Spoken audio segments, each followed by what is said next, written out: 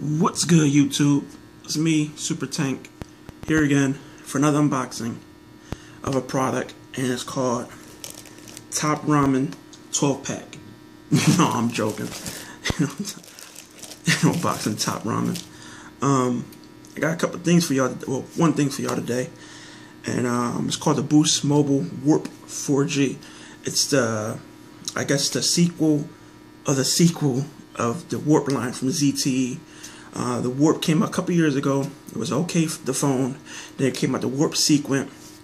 People had problems with it, and now they came out with this phone, and it's called the Warp 4G. I got, unboxing like this today. Front, y'all can see me and let y'all know what's going on in my life, and telling y'all what's the reason why I haven't been doing videos or reviews on devices. But enough of that. Let's unbox the device, because y'all probably be complaining about it too. Oh, it took 3 minutes to unbox it. I don't got time for that. To let y'all know, this device is more moderate now. It's like 8 megapixel camera, dual core processor, the things of that nature. It's more moderate. They got the more now specs of devices like the Galaxy S3 and things like that. And it's at a good pricing point at $200. So that's a plus. So let's get the phone. You get the pamphlet. Brings all your little goods, Spanish and English. So look that up. You also get this to throw away your old device. So if you want to recycle it, you can definitely do that. Let's open up the container. Here's the device right here. Looks like that. It's relatively thin. I say like about like 10 millimeters, maybe a little smaller than 10 millimeters. I'm not sure. I don't have that spec on here. You got the battery right here. It comes with a USB charger, and as well as a charger adapter module. It comes like this configured. I don't know. It comes like this. I guess for it won't be moving around in the box. But enough of that. Other thing is, this battery is it's a 2070 milliamp hours, 9.9 watt. This one has a, wasn't mistaken, an 8 megapixel camera. I don't have the paper here, information to let me know that, but it has a 8 megapixel camera with flash and video, a 1 megapixel camera in the front, a 1.2 gigahertz dual core, a 4.5 inch IPS display. I don't know what resolution, but I think it's 960. I think it's QHD. They usually do that with their devices, usually QHD with ZTE, but you never know. It might be an HD display. It doesn't say. Yeah, it actually does say HD, so it might be a 720p display. There's use LTE, which also comes with a SIM card through Sprint for it allow it to get its 4G connection, so that's a plus. It doesn't say NFC, but I'm thinking it has NFC since it has those tags right there. This here usually is for NFC, so most likely it has NFC for wireless transfer. That would be a plus if it does have that. So the phone is in a blue dark tint color, so that's nice. Also has this like aluminum side housing, so that's good. Dedicated camera button, the 8 megapixel camera right there, power and on switch with the 3.5 millimeter headphone jack. On the bottom, has a back, home, and menu button. And like I said, the 8 megapixel camera, the loudspeakers on the bottom left or right, depending on the way you angled. Here's the 1 megapixel camera in the front.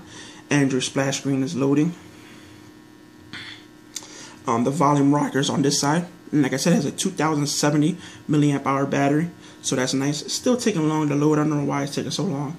Let's give it time. Since it's first time actually being operated. While it's doing that, people, the reason why I haven't been doing reviews on phones is because I've been trying to like lift weights and lose weight and become a better me. Lifestyle was hard, but I was eating out, doing things I wasn't. I was around like 315 pounds in weight, really fat. Now I'm around like 280, so I lost about 35 pounds, so I'm happy about that. So like I said, I've been lifting a lot of weights, eating a shitload of Top Ramen, the boy Kali Muscle on his channel. He eats a shitload of these. So like, if it works for him, it's gonna work for me, and I'm really trying to get buff. So enough said. The phone actually is operating now. You got the splash screen right here, and it looks so what vanilla Android. Oh, the screen is really nice. Trying to go through activation, but I don't have it activated on the account yet. It looks like it's stock Android. To my, to me, it looks like stock Android. Let's put down this display a little lighter because it's really bright. So the screen is really bright. It's an IPS display, so that's a good thing. The colors on the screen is really vibrant and really, it's a really good screen for be a $200 device. It's probably around the Nexus 4 quality. It's a little smaller at a 4.5 inch. That means if it is 1280 by 720, which I don't think it is. I have this. I'm not sure. I'm actually going to check this up. If it is a 720p HD screen, that would be nice. Lately, I haven't been doing unboxing because no phones been out yet, other than the Galaxy S3 and the LG phones have been coming out, which I didn't do a review on those phones for personal reasons. But the stock, here goes the camera. It's an 8 megapixel. You have the dedicated camera button, so I can take a picture right here. So yeah, and that's an 8 megapixel, and it takes a pretty good picture. Not bad. So if y'all like a review of this, I might be doing a review of this, so just give it a little time. I'm actually trying to get into reviews and devices as of late. It doesn't tell me if it's a 720p.